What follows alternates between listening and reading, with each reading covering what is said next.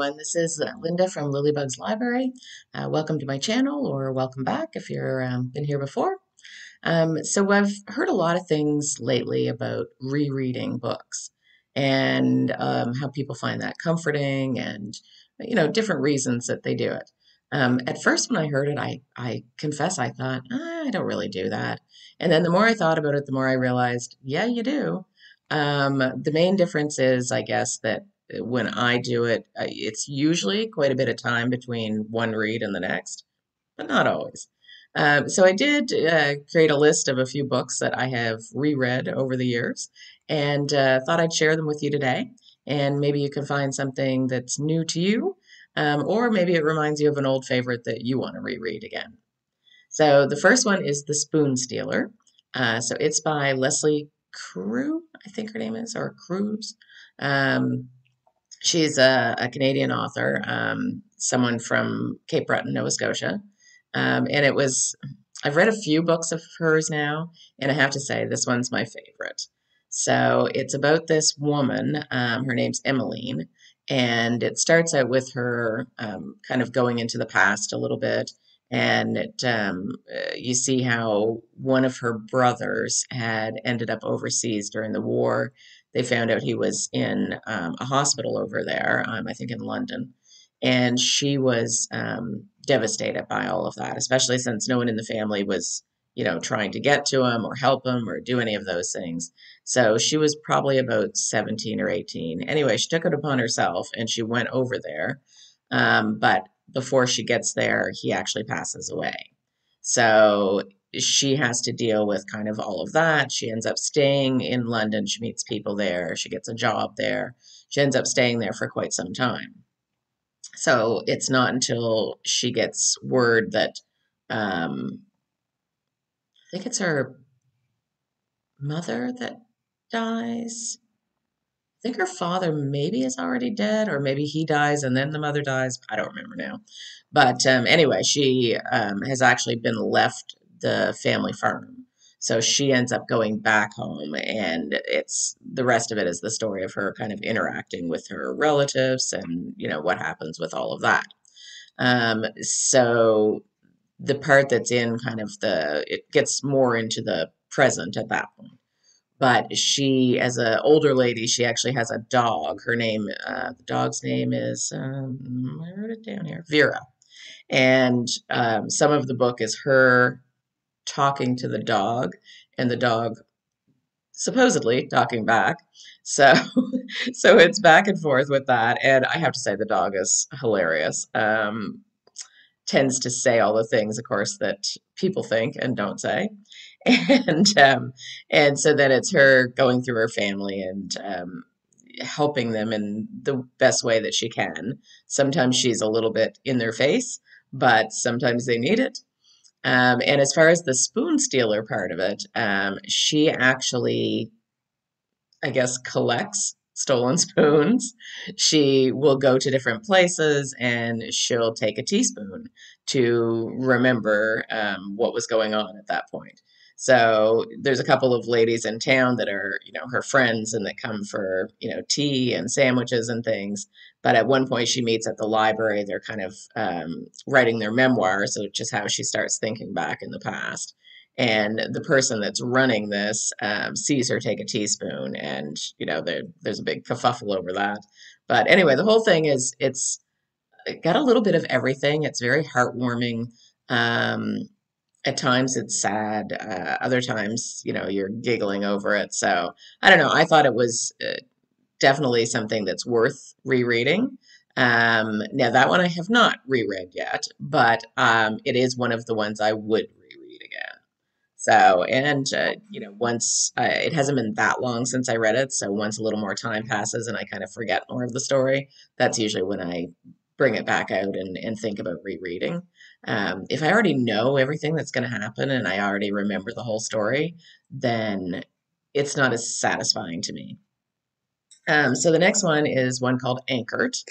Again, it's not one I have reread yet, but it's one that I would recommend rereading. It's called Anchored: Finding Hope in the Unexpected. And it's a story of this woman. Her name is Kayla Amy, and she has a micro preemie daughter. I think micro preemie is either 1 pound or under a pound. I'm not sure. Anyway, I cried so hard at this book. It's all of what goes on with her and her husband and them trying to do everything they can for this micro preemie when it's in the NICU. And it's just how it shaped her and what it did for her. And she's a Christian, so it's also involves her relationship with God and, kind of her trying to accept things on faith and, different things that go along with that. I mean, the good news, I'll give you the spoiler, just, a little one. The baby does survive, and her name's Scarlett, and I think at this point she's probably a teenager. But it's just, I needed to know that. Like my daughter had read the book first, and she told me like, "It's okay, Mom, the baby survives." And it's like I needed to know that because halfway through this book, I'm just sobbing because you really don't know what's going to happen with this child, and everything that the family goes through is just, can be devastating. But in spite of all that, it was a really good book, and it gave me quite an insight into what does happen with micropreemie babies and how important the hospitals are, and all of that. And then the next one is called Beneath a Scarlet Sky. And this one I have reread. It's called, the main character in it is called Pinolella, which I just like saying that name, Pinolella. It's got a real rhythmic sound to it. Anyway, Pinolella starts out as a boy in this novel, and by the time the novel's finished, he's a man, and he admitted in the beginning he was enlisted by this priest to help take Jewish people across the Alps into Switzerland during World War II. And the priest asked him because, for one thing, he thought he could trust him, and for another thing, he was one of the best skiers. So it was, going to not be an easy thing to get all these people over the mountain. So he does do that. It's kind of a coming of age story, for this boy. And then after he's done that for a while, his parents, who I don't think know what he's doing. I don't really remember, but I don't think they do. But they decide he needs to enlist in the German army. Not because they agreed with anything Hitler was doing, but because they thought it was safer for him if he was actually a soldier in the German army. So then it's, him trying to kind of do the best he can, working from the inside. And he starts to, smuggle papers out to people and supply information to people. And it's based on a true story. And the whole thing is just, it's fascinating and kind of gives you, um, he's in Italy. So it kind of gives you more of an idea of Mussolini's role in, now, how did he get in the German army, though? Maybe he ends up in I know he's Italian. I guess, wouldn't he end up in the Italian army? It doesn't matter. Anyway, I'll go back and reread that part. But anyway, he ends up in the army, and he's trying to, smuggle out information, and it gives you an insight into what's going on in Italy, Mussolini's role in the war, and just kind of a different take on the World War II historical books. So I really enjoyed it, and like I said, I've read it twice now. Obviously, not enough when I don't know which army he's in, but anyway, we'll try again on that one. The next one is called Wool.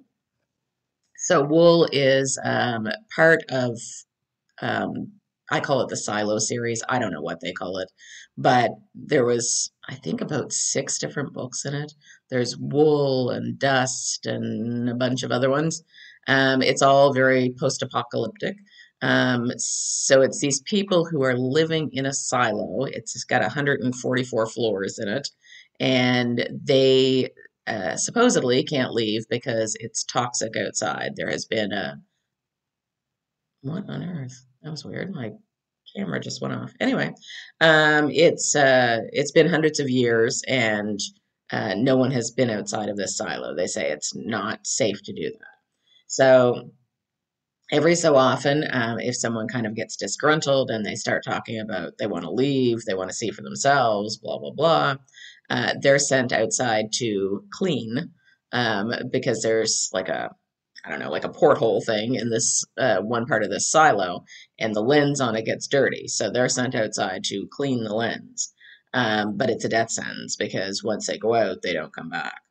So um, it's follows this a few different characters, but one of them is Juliet, and Juliet is questioning things, and she gets sent outside to clean.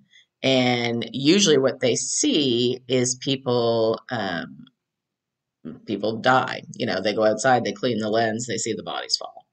But when Juliet goes out, there's a lot more kind of going on that I won't give away. But she goes out and then she just disappears from in front of the lens, and so it's, you know, a story involving all of that, and it's really good. I mean, I probably described two or three of the stories together, but they all go together anyway. And it's one that, again, I haven't reread yet, but I would reread.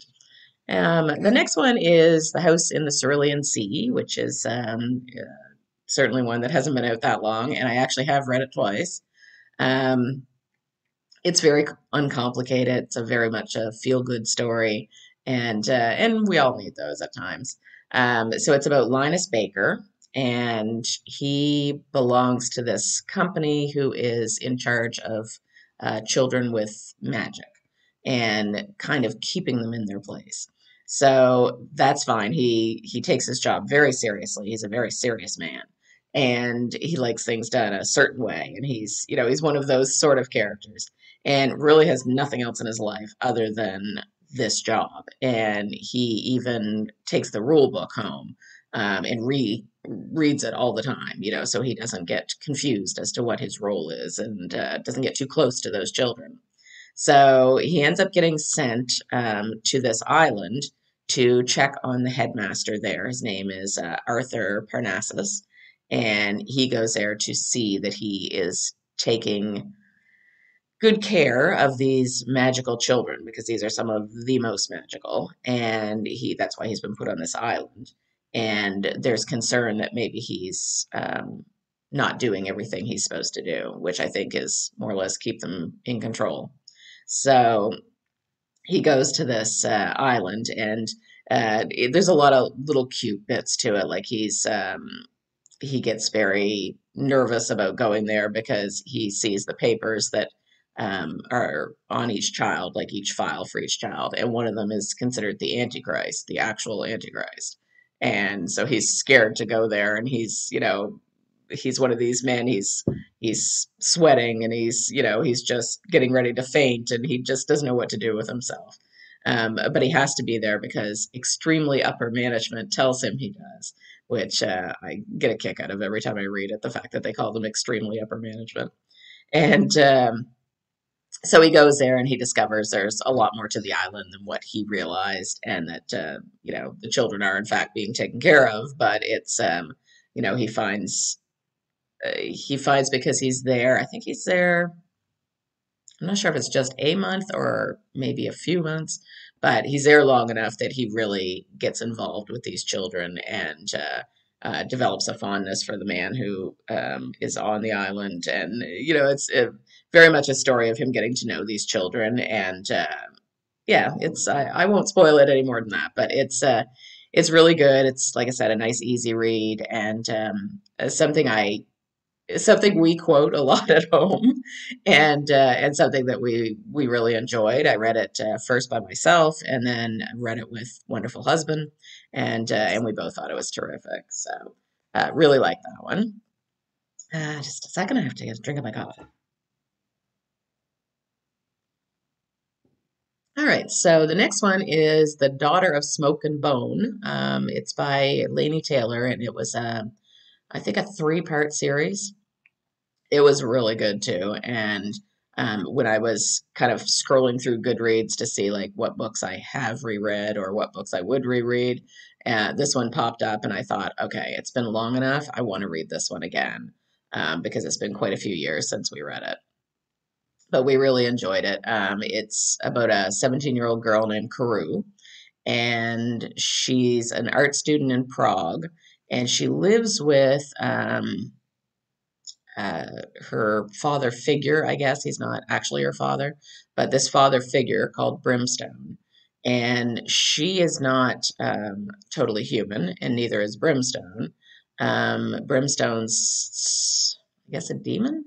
And then she is what they call a chimera, which is part human, part animal. And I think in her case, I know she has blue hair that, grows out of her head that way. And I feel like maybe she has wings. So she might be part bird. I don't remember now. Like I said, it's been a few years. But she has to, in the world that they live in, she is expected by Brimstone to go out and go through these portals and collect teeth for him from kind of unsavory characters. So in their world, he takes these teeth that she gives him and he puts wishes into them, and then people buy those from him, and each tooth would contain a wish. Um, and I think some wishes are bigger than others. So, I mean, if you wished for, I don't know, coffee, that would be my wish. If you wished for coffee, it would be like one tooth. If you wished for, I don't know, $1 million or a new job or, well, a new car or something, it would be more. And then, of course, if you wished for something involving other people, if you wished, I mean, he's a demon, so I mean, I guess if you wished harm to someone or you wished something else to happen, that would be a lot of teeth. But the people that she goes through the portals to meet, they're, criminals that have taken the teeth, the wrong way, or, yeah, just all sorts of people who aren't very nice. Anyway, as she does all this, she starts noticing these black handprints on these doors. And anytime there's a black handprint on there, she can't get the door open to go through the portal. So it starts to be discovered that this other side, these angels, are like searing these doors shut so that the chimera can't go through, and so that it kind of changes everything in this world.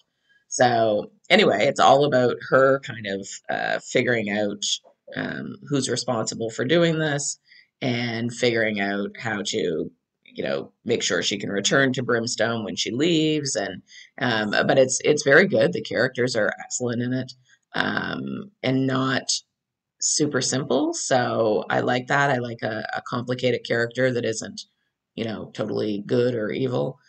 People are usually more complicated than that. And so anyway, it's an interesting story, and one that we've held up quite a bit as being what we look for in a book, because wonderful husband and I have a hard time finding books that are what we like when it comes to fantasy. Not sure why. I think sometimes they have either too much description of the world, or the characters aren't great, or, it's a bunch of different things. But with this one, there's been quite a few books afterwards that we've read and thought, okay, this is not as good as Karou. So, take that for what it's worth, but we really enjoyed it, and I definitely will be rereading that one. So the next one is a nonfiction book. It's called Five Love Languages, and been a long time since I read it. I would reread it again, or it is one of those ones as well that I would recommend people read, just because I found it really helpful in life. The whole premise is everyone has a different way of expressing love or affection, or, however you want to put it.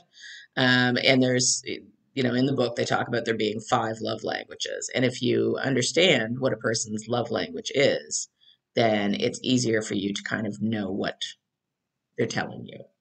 And when their love language is not your love language, you have to either teach them your love language, or you have to come to grips with the fact that they're showing you their love in a way that you don't necessarily see as being a way of showing love. I don't know if I'm explaining that well, but anyway. That's what it is. So the main thing is there's physical touch, so that's one love language. So like holding hands or hugs or whatever. There's gifts, so maybe someone is giving you gifts all the time. They're bringing you flowers. They're doing whatever. That's another love language. One is acts of service. So, if your husband goes out and washes the car, your car for you, or they fix something for you or whatever, that could be a love language. Or if one of you are cooking a meal for the other, that could be, again, the love language of acts of service. There's quality time. So if the person just wants to spend time with you, they want to sit and watch TV, they want to talk to you, they want to do all of those things, that's quality time, and that's their love language.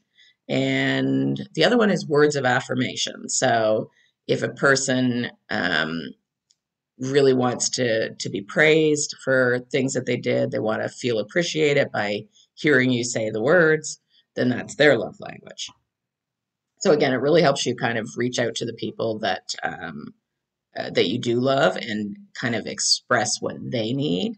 So, for instance, if you had someone who, it was quality time was their love language, and even though it's not yours, you realize that by you spending time with them, that's going to fill their bucket. So anyway, that one was really good. The other one, next one is Keep Moving. And I realize this is going to be a really long video. But anyway, if you're still with me, the next one is Keep Moving. And it's by Dick Van Dyke. And he's talking about how healthy he is after so many years. I think when he wrote the book, I know he was in his 90s, but I'm not sure exactly where in his 90s. 98 maybe, I'm not sure. But anyway, he has such a positive attitude, and he talks about how just keeping that childlike enthusiasm about things and constantly moving, whether it's dancing or it's tai chi or it's working, he just manages to keep young by doing that and not sitting too much and um, not letting himself feel old, basically. I mean, he does all the other things too, of course. I mean, he tries to have a healthy diet. He tries to, you know, like I said, exercise and sleep well and all of those things. But there was a couple of quotes that I grabbed that I thought I'd read to you too. It says, in general, things either work out or they don't. And if they don't, you figure out something else, a plan B. There's nothing wrong with a plan B. So he doesn't believe in just giving up. He's good with that. And then the other one was, I'm a child in search of his inner adult, although the truth is that I'm not searching too hard. I don't recommend anyone doing so. And I like that one. I thought that was cute because too many times we're told, oh, you're being like a child, and like you need to put away those, things that you need to put away, that fun aspect of yourself. Sometimes people are very um, they judge, I think, sometimes if you're um, too much into childish things or childlike things. For instance, I think of Disney movies. I'm a big fan of animated movies, period. And sometimes people will be like, "Oh, those are movies for children." Well, no, they're not. They're movies that are fun and easy to watch and childlike. And that's, I don't think there's anything wrong with that. And apparently he doesn't either. And he must know something because I think he's pretty much 100 now and he's still going strong. So the next one is The Armchair Birder. And that one I've listened to twice. I haven't read it. I've listened to it. And I think with a book like this, I think it's probably better because there is some bird song and things in it. And I mean, it's one thing to describe it, but I think it's nice to be able to hear it. So it's written by John Yao, and he describes everything that he sees with these birds sitting from his armchair. Oh, excuse me.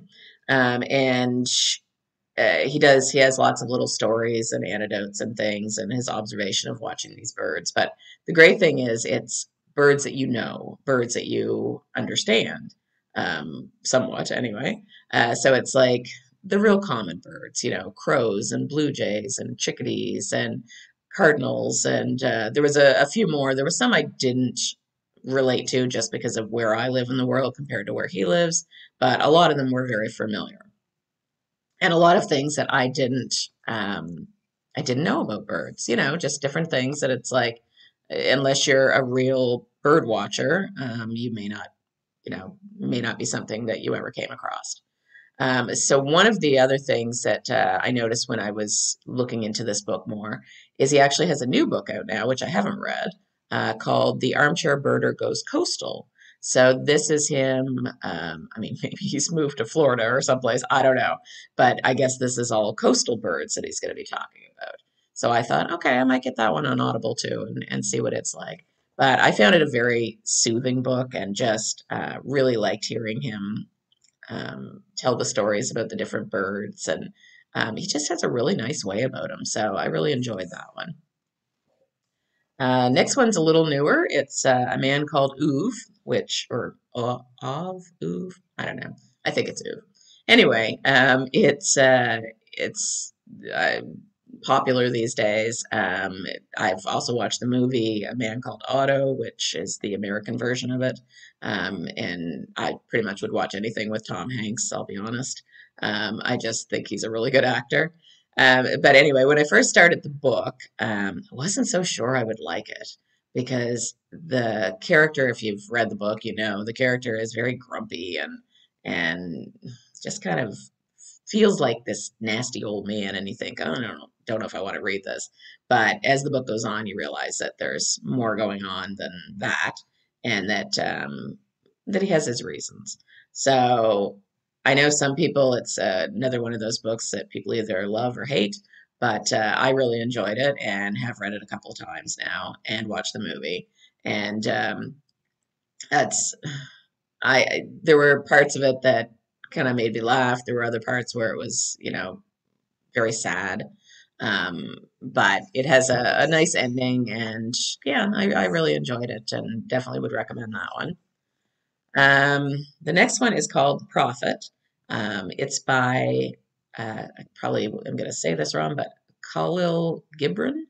I believe he was an Arabic writer. I'm not sure. But anyway, the first time that I read it, and this is talk about a long time in between, first time I read it, I was probably about 11, um, 10 or 11. It was like grade 4 or 5, I think. And they're poetic essays, and I found them very similar to like Jesus' Sermon on the Mount, that sort of thing. I really enjoyed it when I was a kid, and I just remember a couple of lines from it as a kid, but it was something that I often thought I would reread. So anyway, just a year or so ago, I decided to eventually reread it. So it was, you're coming from a different perspective, and when you're 50 something than you are when you're, 10, obviously. Um, so I didn't, I confess I read it thinking, wow. And like Linda, who was 10, thought this was good. And because I didn't, I remember enjoying it. I don't know how much I got out of it back then. But anyway, it was interesting to read again. Um, I don't think I was quite as compelled by it as an adult as I was as a child, but it had some good quotes in it, good ways of thinking of things.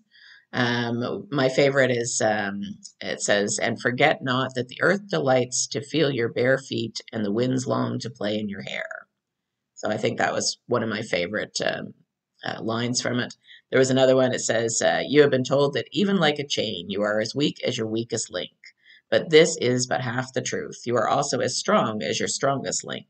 To measure you by your smallest deed is to reckon the power of the ocean by the frailty of its foam. To judge you by your failures is to cast blame upon the seasons for inconstancy." So anyway, it's pretty deep as you can tell, but I did enjoy it even the second time. Would I read it again? Yeah, maybe in another 20 years, we'll see, but probably not. The next one was called The Kitchen House. It's another coming of age novel. I tend to like those ones, I guess. So this one is about a girl named Lavinia. She is Irish and she lost her family. They were coming maybe from Ireland to America, probably. And she ended up, the captain of this ship took her back to his plantation. So this is in the, I don't know, 1800s maybe. Anyway, he takes her back to the plantation. Well, she's not, she's more like an indentured servant.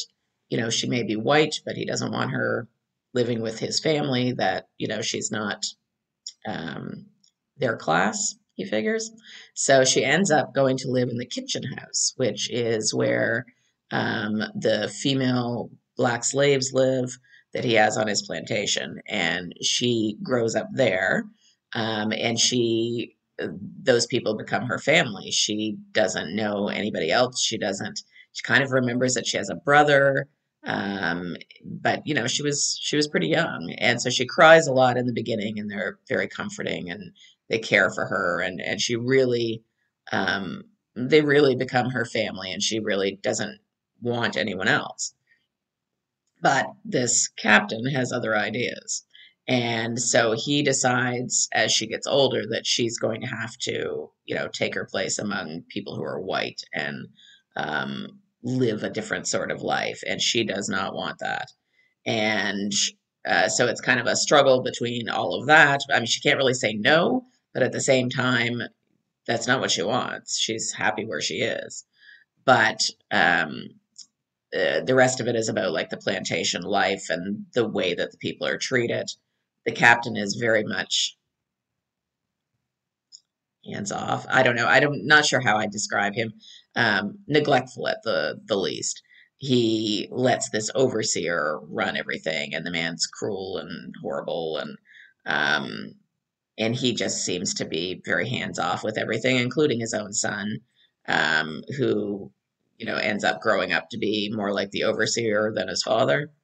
So the whole thing is very, at times it's very difficult to read, the way that people are treated, and just slavery is not an easy issue, and the whole thing's awful.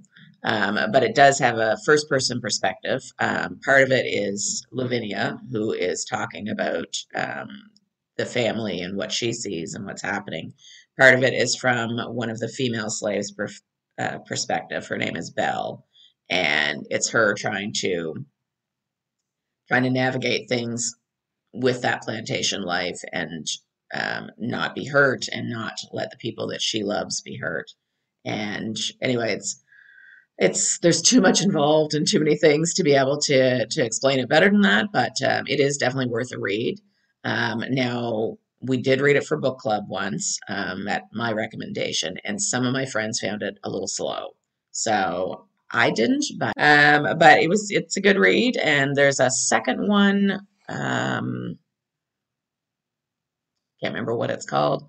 I did not find it as good. But anyway, check those out, see what you think. The next one is called Imzadi, and it is a Star Trek novel.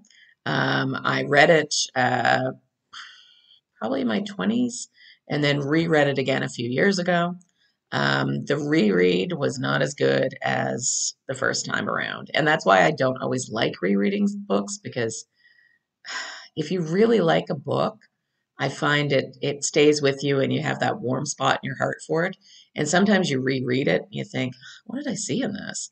Because you're just in a much different place. So it's not always good to reread a book, in my opinion. But anyway, Imzadi was about the relationship between Deanna Troy and Will Riker. And she is Betazoid and he's human. And so, no, actually, she's half human and half Betazoid, and he's human. So they go to, most of it takes place on the planet Betazoid, and it's them falling in love and, you know, kind of discovering that fact for each other. And Imzadi means, I think, beloved in the Betazoid language. So that's what Will starts calling her. and it's just about their developing relationship. So again, loved it when I was watching Star Trek all the time and was very interested in their relationship and the start of their relationship and really enjoyed it. But now reading it again, it just didn't seem to hold up as well. So we've got a couple left. The next one is The Gift of Fear. So I've read that a couple of times. I think actually I've listened to it. I think it was an audiobook. I've also given either, I don't know if I gave it as an audiobook or I gave it as a physical copy. Doesn't matter. But I've given it to my daughter and my daughter-in-law because I thought it was really good and really important. And it stayed with me a long time. It's all about following your intuition and trusting those gut feelings. And it talks about basically fear being a gift for keeping us safe. And it talks about, for instance, people like to be polite. They don't like to do anything to upset people for the most part. So one of the examples that they give in the book is, um, you go into your apartment or apartment building or something, and you're struggling because you're carrying groceries and things, and somebody says, "Oh, I'll take that," and rather than say like no thank you, you hand your groceries over to this stranger and you unlock the apartment door, and the next thing you know, the stranger has followed you into the building because he's carrying your groceries. And so then when you try to take the groceries back, he's like, oh no, it's all right, I'll just take them up to your apartment for you. And so instead of saying no, you again don't want to be rude, and he's being so nice to help you. And the next thing you know, you're at your apartment door, and he steps inside with these groceries, and then you get attacked. And the whole thing is about not worrying about being polite, like standing your ground on certain things and trusting that instinct. Because a lot of times, even when we do things, there'll be that little niggling part in our minds that's like, this doesn't feel quite right. But sometimes we ignore that, and that's to our detriment, to ignore those sort of things. Or it'll be, like that's one example. I mean, some of the other ones were things that involved, you go outside and you go to do something, and then there's something saying like, oh no, I don't think I should do that, or I think I should turn back or something, but you don't always listen to it. So it's really about, like I said, trusting that gut feeling and learning that that's our mind and body's way that says that they picked up on something subconsciously that we don't realize. And, later you might be able to look back and say, okay, there's the red flags that I didn't listen to. But in the moment, it might just be that feeling. So it's all about trusting that feeling. So really good book. And like I said, I've listened to it a couple of times and enjoyed it both times, and really important to, I think, continue to trust those feelings. And I think it's something a person should read every few years just to kind of refresh their memory on it. So the last one, and I see that we've been doing this for over a half hour, so if you're still with me, congratulations. But this is the last one. This one is called Norse Mythology, and it's by Neil Gaiman. Um, I have a love-hate relationship with Neil Gaiman. Really love some of his books, and other ones didn't do it for me at all. But I think if you write long enough, that's going to be the case with anybody. But this is, I listened to it twice as an audiobook, and he has the greatest voice. And he can make anything sound creepy and intense, and I don't know, he's just got a great voice and a great storytelling way about him.